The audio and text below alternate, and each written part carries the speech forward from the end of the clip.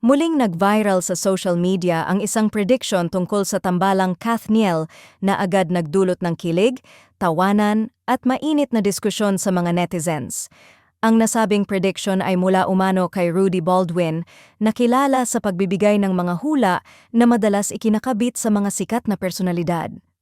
Ayon sa kumakalat na post, kahit pa raw magkakaroon ng relasyon at makikilala ng iba ang dalawang panig, sinasabing may posibilidad pa ring magtagpo muli ang Kathniel sa bandang huli dahil sa umano'y malalim na tadhana at matibay na koneksyon na hindi raw basta-basta nabubura.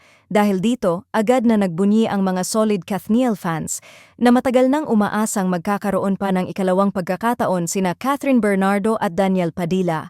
Para sa kanila, ang prediction ay tila muling nagbigay ng pag-asa, lalo na't marami pa rin ang naniniwala na espesyal at kakaiba ang naging samahan ng dalawa. Hindi lamang bilang magka-love team kundi bilang magkaibigan at dating magkasintahan. May ilan pang nagsabing kung itinadhana, babalik at babalik, at ang tunay na pagmamahalan ay hindi kailanman nawawala. Gayunpaman, hindi lahat ay kumbinsido sa naturang prediction. Marami ring netizens ang nagsabing malabo na itong mangyari, lalo na't may bago ng karelasyon si Daniel Padilla at ito nga ay si Kayla Estrada. Ayon sa kanila, malinaw na raw na may bagong direksyon na tinatahak ang aktor at dapat daw igalang ang kasalukuyang relasyon nito.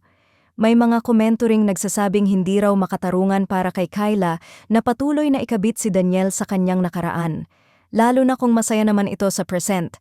Dagdag pa ng ilang netizens, mas mainam daw na hayaan ng manatili sa alaala ang Kathniel bilang isang tambalang nagbigay ng saya, inspirasyon, at iconic na mga proyekto sa loob ng maraming taon.